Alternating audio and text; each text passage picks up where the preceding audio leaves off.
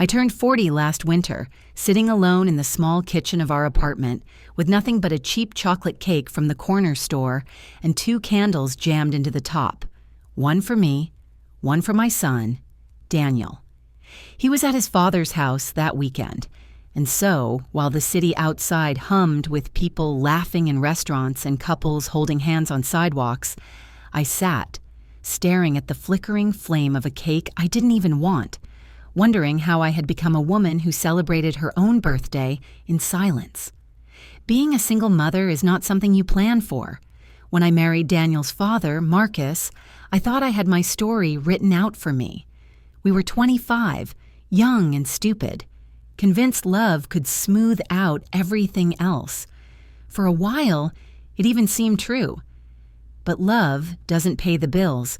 Love doesn't fix the nights he stayed out too long, or the mornings I woke up alone with a crying baby while he claimed he was too tired to help.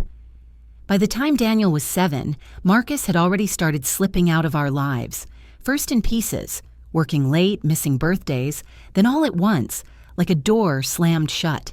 He walked out with a suitcase one Thursday morning and never came back, except for his court-ordered visitation every other weekend. That left me, just me. The first years alone were survival. I worked 2 jobs, mornings as a cashier at a grocery store, evenings cleaning offices downtown. My body ached in ways I didn't know were possible, my back screaming from standing, my hands cracked from chemicals.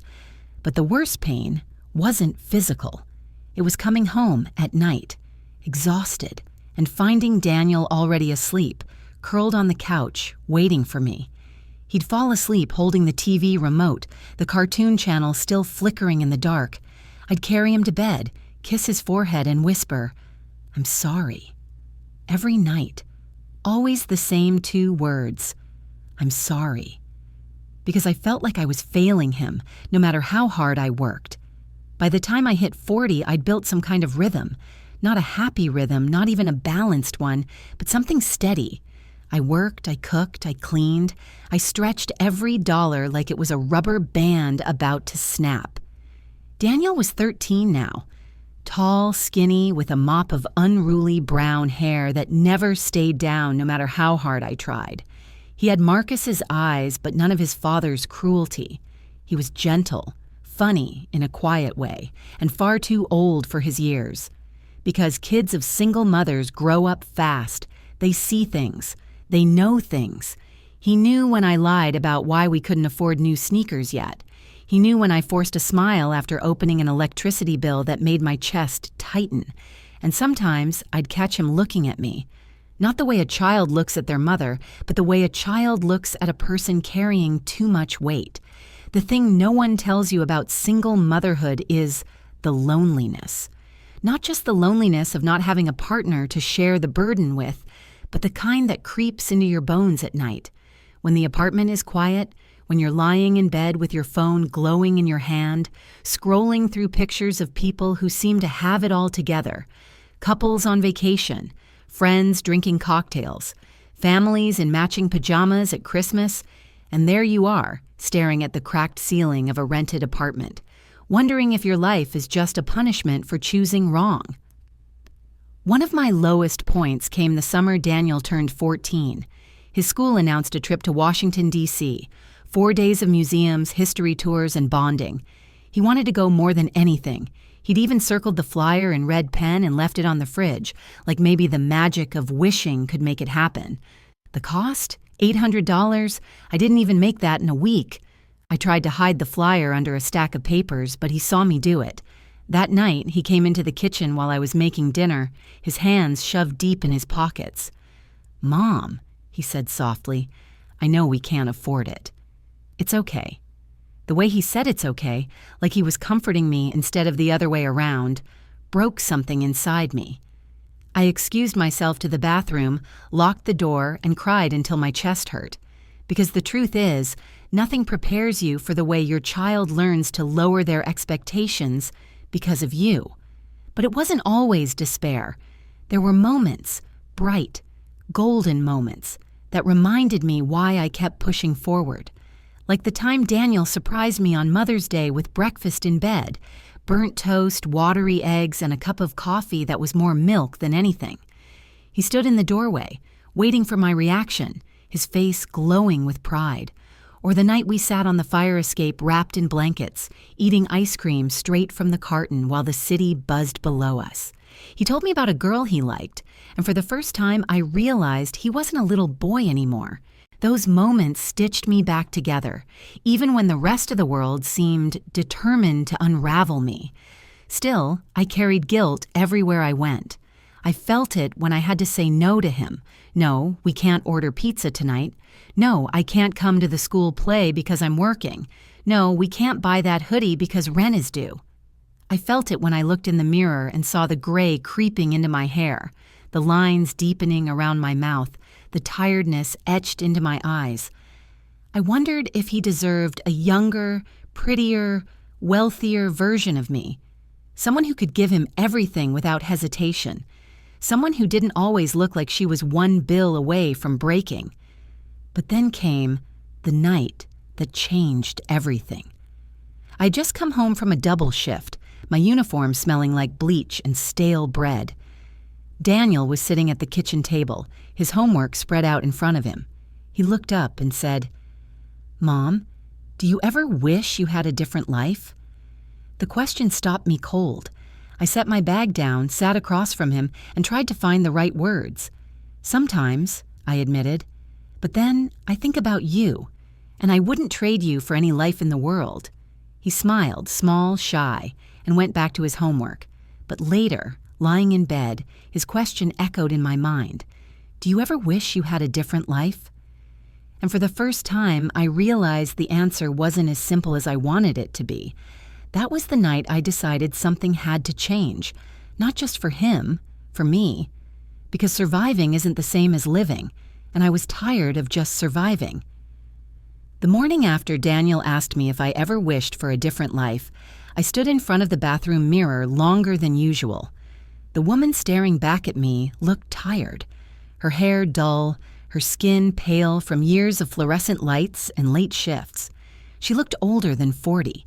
She looked like she had given everything away and left nothing for herself. I thought about what I'd told him the night before, that I wouldn't trade him for any life in the world. That part was true. But the rest of it?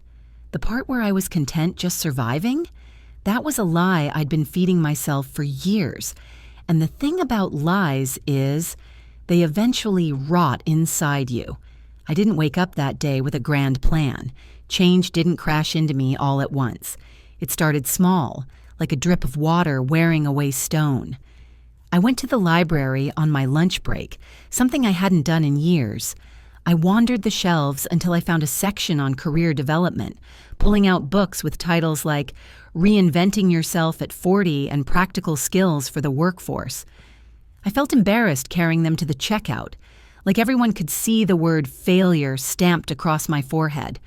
But when I cracked one open that night, I felt something I hadn't felt in years. Hope. The first change I made was cutting my hours at the evening cleaning job. It was terrifying. Losing even $100 a week meant the difference between groceries or not. But I realized if I didn't claw back at least a little time for myself, nothing would ever change. I used that time to take an online course in bookkeeping. It wasn't glamorous, but it was practical. Numbers made sense to me in a way life didn't. And when Daniel saw me hunched over my laptop late at night, chewing on the end of a pen, he didn't roll his eyes. He said, "You're like a student, Mom." There was admiration in his voice. That alone kept me going. But growth never comes without setbacks. 2 months into the course, my car broke down. The repairs cost almost $500, money I didn't have. I maxed out a credit card I'd sworn I wouldn't touch. That night, I sat on the bathroom floor, my head in my hands, sobbing quietly so Daniel wouldn't hear. The familiar thought crept back. What's the point? You'll never get ahead. Life will always knock you back down. But then I remembered his face when he called me a student. I remembered how he lowered his expectations to protect me. And I thought, if he can believe in me, then maybe I can too. So I kept going. Around the same time, Daniel started getting into trouble at school. Not serious trouble, just slipping grades, a couple of notes about disruptive behavior. I was furious at first, ready to lecture him. But when I saw how he slouched at the kitchen table, avoiding my eyes, I realized it wasn't defiance. It was exhaustion. He was carrying my stress on his shoulders. He was watching me fight every day, and he was tired of watching. So instead of lecturing, I sat beside him. "I know it's hard," I said. "I know you worry about me, but I'm working on it. And I need you to work on school, okay? That's your job." He nodded, quiet. Then he said, "I just don't want to see you sad all the time." I hugged him, and we sat there for a long time, both of us pretending not to cry. As months passed, the course got harder. There were nights I wanted to give up, nights when my brain felt like mush and my body begged for sleep. But I pushed through, whispering to myself the same thing I whispered to Daniel when he was little and scared of the dark. One more step, just one more step. By the time I finished the program and earned my certification, I felt like I had climbed a mountain barefoot. I updated my resume for the first time in a decade and started sending it out. The first round of applications brought nothing but silence. Weeks of it. Every morning I checked my email with hope. Every night I went to bed with disappointment. It was like shouting into a void. And every rejection, or worse, every non-reply, felt like confirmation of what I feared, that I was too old, too unpolished, too me. But then one afternoon my phone rang. It was a small construction company looking for someone to handle their invoices and payroll. It wasn't a glamorous job, but it was steady, with better hours and more pay than both my old jobs combined. When I hung up, I screamed into a pillow, the sound half laughter, half sob. The first day at that office, I wore the only blazer I owned, one I'd bought 10 years earlier for an interview I hadn't gotten. My hands shook as I walked through the glass doors, but by the end of the day, I realized I belonged there. For the first time in years, I wasn't cleaning up after other people. I wasn't scanning groceries for minimum wage. I was sitting at a desk, solving problems, contributing. And when I came home that evening, Daniel was waiting at the door. "How was it?" he asked. I smiled so wide my cheeks hurt. It was good, really good. That night, we ordered pizza, not the cheap frozen kind, but real pizza, with extra cheese and toppings he picked out. We sat on the couch, greasy slices in hand, and I raised my soda can like a toast. "To new beginnings," I said. Daniel clinked his can against mine. "To new beginnings." But new beginnings don't erase old scars. Even with the better job, I still carried fear like a second skin. I double-checked the locks every night, terrified of the what-ifs. I still woke at 3 a.m. sometimes, heart pounding, thinking about bills or emergencies, or the possibility of failing Daniel all over again. And the loneliness? That didn't vanish either. There were nights when I wanted someone to hold me, to tell me I was doing okay. Nights when the silence of the apartment pressed in like a weight. I tried dating once. Downloaded an app, went for coffee with a man who spent the entire time talking about his ex-wife. I deleted the app that same night, because the truth was I wasn't ready to let anyone else in. Not yet. Maybe not ever. What I was ready for was me. I started running in the mornings, just a mile at first. My lungs burned, my legs screamed, but with every step I felt pieces of myself coming back. I dyed my hair for the first time in years, covering the gray. Bought a red lipstick just because I wanted to. One Saturday, I stood in front of the mirror in a thrifted dress and thought, I'm still here. I'm still me, and I'm not done yet. Daniel noticed too. "Mom," he said one evening as I cooked dinner, "you've been smiling more lately." I laughed, embarrassed. "I guess I have." He leaned against the counter, grinning. "It looks good on you." And in that moment, I realized something important. Maybe I wasn't failing him after all. Maybe by fighting my way back to myself, I was teaching him something more valuable than money or trips or new sneakers. I was teaching him resilience. By the time I hit my 41st birthday, life wasn't perfect. It wasn't even easy, but it was mine again. And when Daniel lit 2 candles on the cake that year, one for me, one for him, I didn't feel like I was celebrating in silence anymore. I felt like I was finally breathing again. The year after I turned 41 was the hardest and the most transformative. It started with Daniel. 14 is a dangerous age. It's where childhood slips away too fast, but adulthood isn't quite within reach. He was restless, impatient, and for the first time, openly angry. One evening, he slammed his bedroom door so hard the walls rattled. I knocked, hard in my throat, but he shouted, "Just leave me alone!" That night, I lay awake, staring at the ceiling, wondering if everything I'd worked for was slipping away. The next morning, I confronted him. "Talk to me, Daniel." He sat on the edge of his bed, arms crossed. His eyes were red, like he hadn't slept. Finally, he blurted out, "Why do we always have to struggle? Why can't we be normal like everyone else?" The words cut deep because they were the same questions I had asked myself 1,000 times. I sat beside him, fighting tears. "I know it feels unfair, and you're right, it is unfair.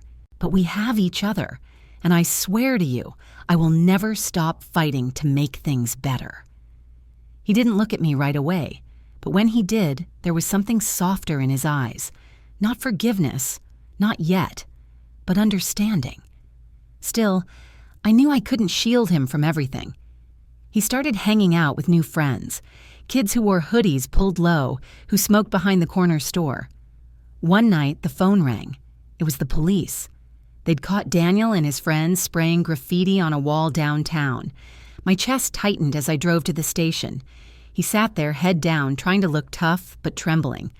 When they released him into my custody, I didn't yell. I just said, "We'll talk at home." And when we did, it wasn't punishment I gave him. It was honesty. "Daniel, I can't do this alone. I need you. I need you on my side. Because this life, it's hard enough already." He broke then. Tears spilled down his cheeks. "I'm sorry, Mom. I didn't want to make things worse." I held him, both of us crying, and in that moment I realized he wasn't rebelling against me. He was fighting against the weight of our life, the constant grind of never having enough. And maybe I couldn't give him the life he wanted, but I could give him the truth and my unwavering love. Work became both a refuge and a battlefield. At the construction company, I was the only woman in the office. The men weren't cruel, but they underestimated me. They handed me stacks of receipts with a dismissive, "You're good at the paperwork stuff, right?" At first, I let it slide. I was grateful just to be there. But as the months passed, I saw mistakes in their systems, errors that cost them money. I hesitated, afraid to speak up, afraid they'd laugh or, worse, fire me. But one afternoon, I gathered my courage.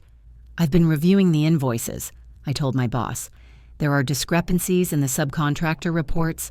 If we fix them, we'll save at least $3,000 this quarter." He blinked at me, surprised. Then slowly he nodded. "Good catch. Keep it up." That small acknowledgement lit a fire inside me. I wasn't just surviving anymore. I was proving myself. One Friday after work, the team invited me to join them for drinks. I almost said no. Years of habit told me I didn't belong. But something inside me whispered, "Say yes." So I went. I sat at the bar sipping a soda while they laughed and swapped stories. For the first time in years, I felt like a woman, not just a mother or an employee. A man across the table smiled at me. Tall, kind eyes, a little older than me. We talked about books, of all things. He gave me his number, scribbled on a napkin. I tucked it into my purse. I didn't call him. Not yet. But I kept that napkin because it reminded me of something I'd forgotten.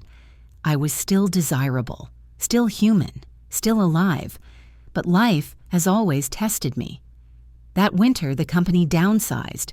Whispers of layoffs spread like smoke. I felt the old fear creeping back, the dread of losing everything I had built. When my boss called me into his office, my stomach dropped. But instead of firing me, he offered me more responsibility. "You've proven yourself," he said. "We need people like you." I walked out of that office in shock, tears stinging my eyes. For the first time, my worth wasn't just something I told myself in the mirror, it was something others saw too.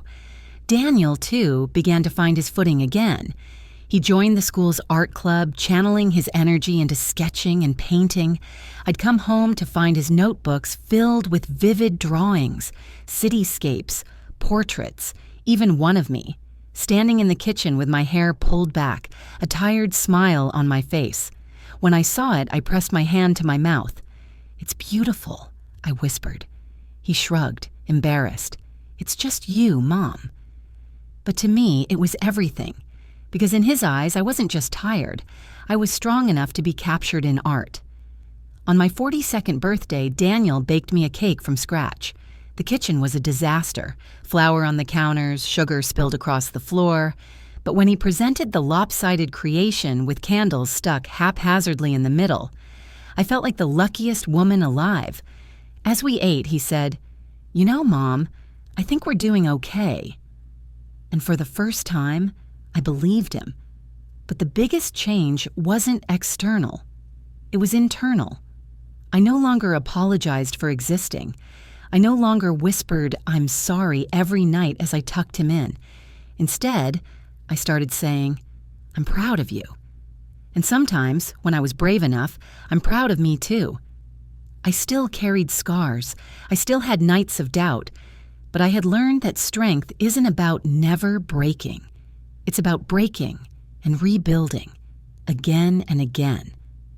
One spring evening, as we sat on the fire escape sharing ice cream, our little tradition, Daniel asked me, "Do you still wish you had a different life?" I looked at him, taller now, his voice deeper, but still my boy.